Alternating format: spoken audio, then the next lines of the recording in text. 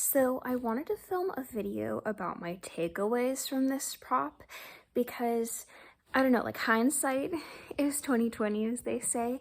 And so I just feel like it might be helpful and interesting to hear about what I wish I'd done differently and what I really liked that I did, and just my takeaways from this prop. So I have my little notes. There's just little sticky notes lying down, so don't mind me playing with them or looking at them. But let me see.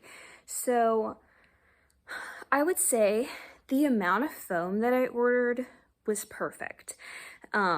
If you want to do a prop that's about the size of mine, and mine is about my height, I'm 5'2", so this was like, I'm really bad with sizing, but it's like, I'll insert a picture of it here so you can see how tall it is compared to me. But if you want to make a prop this size, the package that I ordered of foam was a really good amount, and I will link it down below. It's not an affiliate link. It's actually the foam that is the foam that the guy whose video I followed, it's the foam that he used. I think it's his own foam, but this is the foam that I have left. There were 3 sizes of the foam. This is all that remains of the 10mm. So definitely be precise when you're using this, because you're gonna use it for the base construction and you're gonna use it for a lot of the foam along the top. And for the bands. So definitely my recommendation is cut the bands like maybe before you cut all of your foam pieces, because it's tricky, because you want to know the full length of the because the wood that you add to the barrel of your hammer is going to add length that you need for the bands, the iron bands around the edge. So don't forget to take that into account. But I did this last, and so I ended up, my bands actually aren't perfectly sized because I had to like squeak a little around to kind of get the full length that I needed, and I barely got the full length that I needed. So definitely cut those, because you can always use more of the 6mm to add part of the wood top too. So cut more length than you think that you need for the band. Be careful to cut that first, because I don't really have much left of this. But it ended up being the perfect amount for it. For the 6mm, this is all that I have left of it. Definitely could still use some pieces of this for the wood portion of it. So yeah, but that was the 6mm. And then I have a lot of the, oh, actually, you know what? I take that back. I still have this 6mm. I was like, I didn't think I cut the 6mm that close to the wire, but yeah. So this is 6mm that I have left as well. So definitely you don't have to worry about the 6mm. You will have plenty of that. And then this is what I have left of the 2mm, I think it was. It's been so long, it's like 3 months ago that I actually built this thing, so I don't fully remember, so go back in my video if you want to see what length this was, or what thickness this was. But definitely I had a lot left of this. So if you are looking to make a prop the size of my hammer, I definitely recommend using that bundle, because it'll be the perfect amount and you'll still have a little left over, so you won't have to cut it too close to the wire with most of the things. Paint colors and primer. Definitely if you watch the video, I needed more Plastidip. I needed about another can or two, if you want to be safe, of Plastidip, just because you do really want to coat it in enough layers. So definitely, sorry, I'm just remembering another thing that I don't want to forget to talk about. So definitely for the Plastidip, get more of that than you need, because there's nothing worse than having to go to the store while you're in the middle of spray painting your product. So lots of Plastidip. As far as paint, all of the paint colors that I used were the perfect amount of paint. I will say, if you are making if you're just making this mallet and you don't have any other leather red parts of your costume, then you can just use the cadmium-free red color that he recommends using in his. It is an orangier red, so if you're not interested in an orangier red, then I would recommend not getting that paint, getting whatever red color that you want. For me, I wasn't thinking, oh, the cadmium-free red might not match the red of my leather because I have a leather jacket. So if you happen to have, I have it right here, this leather jacket I got from the store. It's called Luca Designs, and they always have a booth at MegaCon. They are the leather jacket booth that's there. So if you go to MegaCon Orlando and you get that Harley Quinn jacket and you are looking to have a red color that matches that, cadmium-free red is not it. So don't buy that color red. The paint color Crimson, this color, it is, I have the Master's Touch acrylic crimson. It's PA05250, but I'm pretty sure this is like a standard crimson color. Like, I'm pretty sure this is a uniform color. So this color was perfect for this jacket. So I heavily recommend using this instead. I only had a small little tube of it, so when I had to do 3 coats of every leather piece on my project to get it this color, yeah, this little tube did not do enough. So definitely just buy the red color that will be better. This is more of a like rich, cool toned red. So if you're looking for an orangier, brighter red, go with the cadmium free. That was great. Otherwise, go with crimson, because crimson is great too for the cool toned, a little more cool toned. And then, oh my gosh, like when you are painting and priming such a huge prop, like, I don't know, like I haven't really used spray paints before. I've always been like a hand painter, but for this, like, it really, like, I needed a can of something, you know, especially with the Plastidip. And of course, I didn't know this is a thing. You might know that this is a thing, but after I did all the priming for my project, I found out about these little spray things. This is Krylon's sprayer.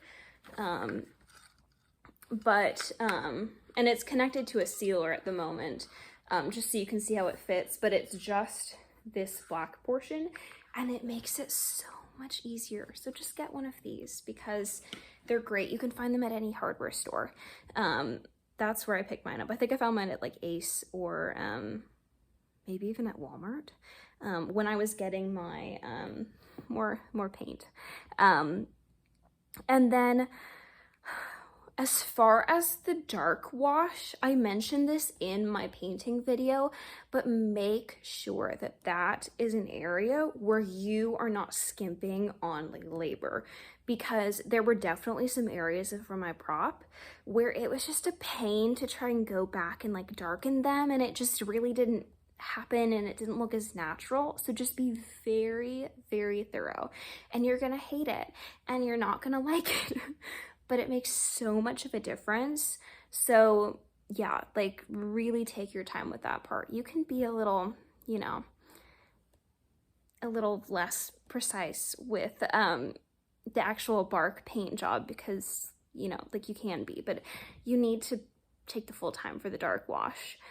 And then still on the topic of painting, really like matching your prop to your outfit makes it feel a lot more purposed.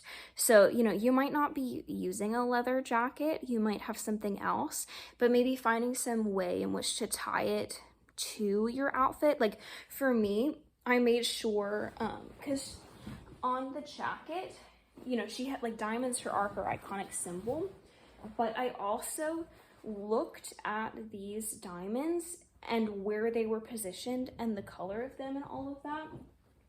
And I wanted to incorporate that into my hammer as well. So not only did I have the leather details on the wrap and the jacket, I also had the diamonds in the exact same position. And I ended up switching the colors of the diamonds because I liked the red for the leather wrap more. But she does have black diamonds on the jacket too, just not those ones. So definitely finding the right shade of red was rough, and it took me a lot of time, but it was so worth it because it looks so good and it looks very purposed. And then as far as like the construction, be careful when you're dremeling not to drop the Dremel on the floor, because then it like kind of ruins the Dremel. I probably am going to have to get another one because it just has not worked the same since. So don't drop it. Be very careful when you're doing that. And then, okay, so I used Googly Eyes for the, I'm looking over here because my hammer's over here. I'm just gonna grab it. It's just chilling on the floor. But I used Googly Eyes for these little grommets because I just wanted them to be more 3D, and I didn't want them, because he used just flat foam for it, but I wanted it to be a little more dimensional. So I was like, I saw a tutorial like on Pinterest where someone was like, use Googly Eyes. So I was like, I'm gonna use Googly Eyes, and then it's just gonna be easy. I'll just slap them on, the Plastidip will cover it and seal it, it'll be great. No one will know that they're Googly Eyes, and definitely no one knew that they were Googly Eyes. But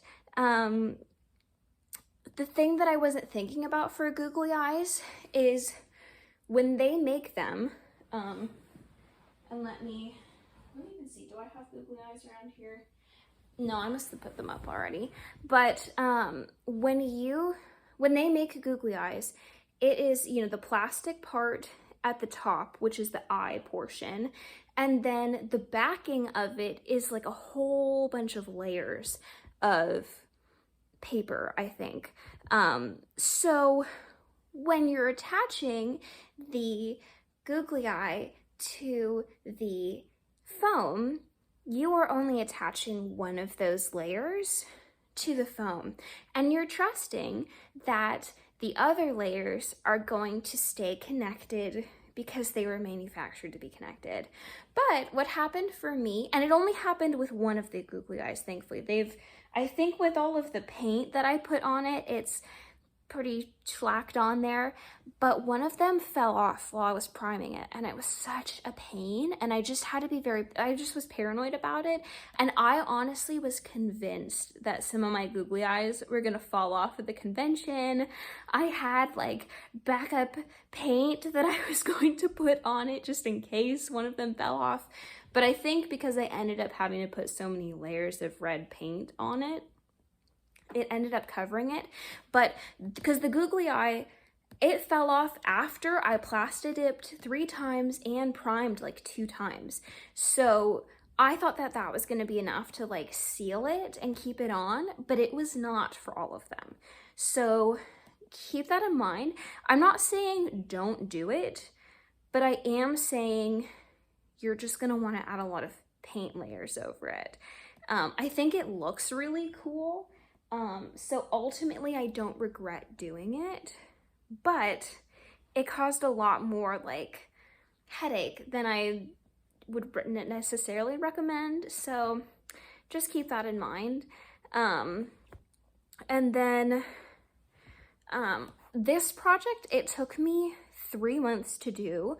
All of the construction, priming, painting, it took me 3 months. I honestly probably could have done it in less than that if I'd worked on it every day, because I didn't work on it every day, and I live in an apartment, so I couldn't really do a lot of the Dremeling construction portion of it. Here, I had to travel to my in-laws to do it, because they live out in the country. And they didn't mind me getting foam all over their backyard. So definitely I could have done it in less than 3 months, but you know, definitely consider that in your time frame of building this. If you're doing that, it took me 3 months with me procrastinating a little bit. But I feel like I always take the time that I give myself to do it. I started it 3 months before MegaCon, so that's how long it just inevitably was going to take me, you know? I feel like that's always the case for me, and that probably is the case for a lot of people, so give yourself at least 3 months. And then, another thing too is, I don't know, like, don't be afraid to let your mistakes inspire you, because when I was building it, you can see this foam is a lot larger of a layer than this. And if you watch my video, you'll see that this is actually 2 different strands of foam that I ended up changing out because I couldn't do it at the thickness that this was. It was a lot easier to do it at this smaller thickness. So I ended up getting inspired to just put a little bit of black cloth here to cover that a little bit. But it honestly added so much like character to this handle. And I think it made it a little more feminine, which was a juxtaposition that I was really going for and leaning into with my cosplay, because I chose to have her hair down in like soft ringlets instead of her iconic ponytails, because I just wanted to add a little bit more like delicacy and femininity to my costume, which juxtaposed like how like gritty it was and how gritty like a hammer is. So I think little details like this, like, it was a mistake, but it inspired me to be creative, and this is like one of my favorite parts of the costume. So when you make mistakes, don't be afraid to roll with them. And then one other thing to note about actually carrying the prop at the convention. So I went Saturday and Sunday, and Saturday is always the craziest day. It was so packed. If you look at my my short where I like reveal my costume and show footage of the convention, you can see how many people were there. And I was having to like coordinate all of it and holding my hammer and trying to not hit anyone. And it took a lot of brain power, and it was kind of exhausting, but the prop was so worth it, so I don't regret it. But it just, there were 2 things that helped me with that. So the first being,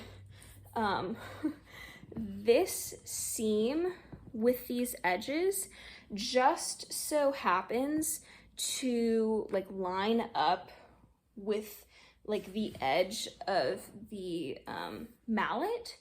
So by having that seam, like if I carried it on my shoulder and having this seam up here at the top, it helped me know the direction of where my mallet was in relation to it being on my body without me having to look back and be like, is it facing the right direction? So I definitely recommend having this seam here like that so that you know what's happening back there. Because my husband was pushing a wheelchair for our friend at the time, so he, like, I originally was gonna have him spot me and make sure that I wasn't hitting anyone with this, but he had his hands full with pushing a wheelchair through all that traffic. So I definitely needed to be aware of this on my own. So this was the easiest way to make sure that that happened okay. And then as far as carrying it, this was a lot of pressure and weight to have resting on my shoulder here. It wasn't super bad the first day. The second day was a little more sore. But so for Saturday, I wore my jacket, and oh my gosh, this padding was so nice. So I really recommend a leather jacket if you are going to be carrying a hammer like this all day, because you are going to want this much padding. For Sunday, I wore the like big black dress, and it was a see-through dress, and I had things on underneath it, but not a lot on underneath it. So there was very little fabric here on my shoulder. So I ended up putting like 2 bandanas. I folded them and just like stuck them in my dress and like had them there, and they offered some padding, which was nice, and no one could tell, like no one at all could tell that there was padding there. But I wished that there was more padding, and I knew that wearing the jacket would be better, but you know, aesthetics, I wanted to look cute without the jacket, so I did it anyways. So it's possible. Believe I did a second day without a lot of padding there, and I was okay. Like, I was fine. It got a little like annoying at the end, but I could last the whole day without like full padding there. But just something to keep in mind when you prepare to have this much weight on your shoulder for a full day. But yeah, I don't know, like it was a super fun prop to make. I've never made anything like this at all, definitely nothing to this scale. The only foam work that I've done before was I made a Hercules cup out of foam, like one of the ones that Pain and Panic drink out of. And that was nothing compared to this. And honestly, I think I might remake that at some point, because now that I have all the knowledge from this, I could do a way better job of it. But yeah, I don't know, like this was such a fun project to make, and it was so cool going to the convention because there were so many people who stopped me and were like, oh my gosh, tell me how you made your hammer. Like, did you make it? What did you do? And it was so fun to talk with like fellow creative people and just talk through like different processes of like making something like this. And I don't know, like it was just a really fun time, and I'm really glad that I did it and that it turned out super well. And like I'm definitely a crafty person, but like this was my first time doing anything like this. So if you feel like you want to try something like this but you don't know how it'll come together, like do it, go for it. And do something like this where it doesn't have to be perfect. Like doing something, like if I tried to make like a metal hammer of hers, it probably wouldn't have looked as good because it would have had to be more seamless and perfect. But because I was going for a rough, wooden, gritty look, it really helped hide a lot of my mistakes and little weird issues throughout the way. So definitely go for it, try something like this. And just because you've never done something before like this doesn't mean that you can't make a giant hammer. And something too that I think is important to note is at every single stage of this hammer, I absolutely had a point where I reached where I was like, wow, I hate it. This looks awful. Like, is this going to come together? I don't think so. like when I was making the base construction of the hammer, like I did the handle first before I did the head of it. Like I only had like a base head, and but because I felt a little more confident in doing the handle, and I recommend that too. Start with the handle because the handle is a little easier and you'll like gain confidence in that. But it was like rough seeing the finished handle and then like the super basic head, which was basically just like the round foam with two ends on it, and thinking like, well, this looks terrible. Like it's not gonna come together. Like how am I gonna do this? So I felt it at that point. When I actually like finished the like the base wood portion of it, like when I finished the build of it right before I was painting it, I honestly, like I waited like 3 weeks before I started painting it or priming it, because I was so worried that I was gonna mess up like the Plastidip and I was gonna like melt my hammer or like cover all of the work that I did, because you know, like you show it to everyone and they're like, wow, it looks so real, like painting is gonna look even better. And I was like, but what if I can't paint it as good as it looks, you know? So like and then like throughout the painting process, especially because I couldn't fully follow his tutorial and because I started to panic and I should have followed certain parts a little better, but then I just like the end caps, I don't know,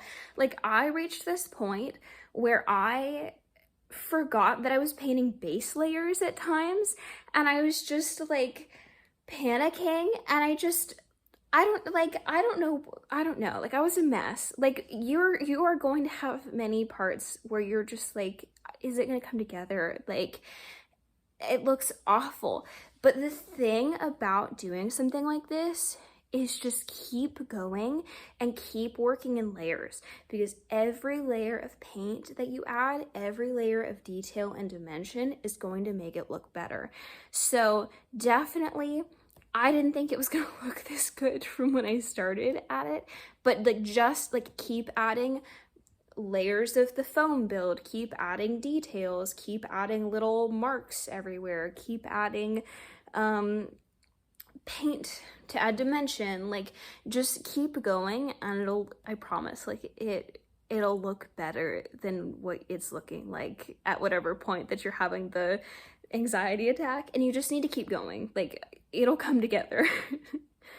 But thank you for anyone who's lasted throughout this whole journey with me and bothered to watch all the way through with this.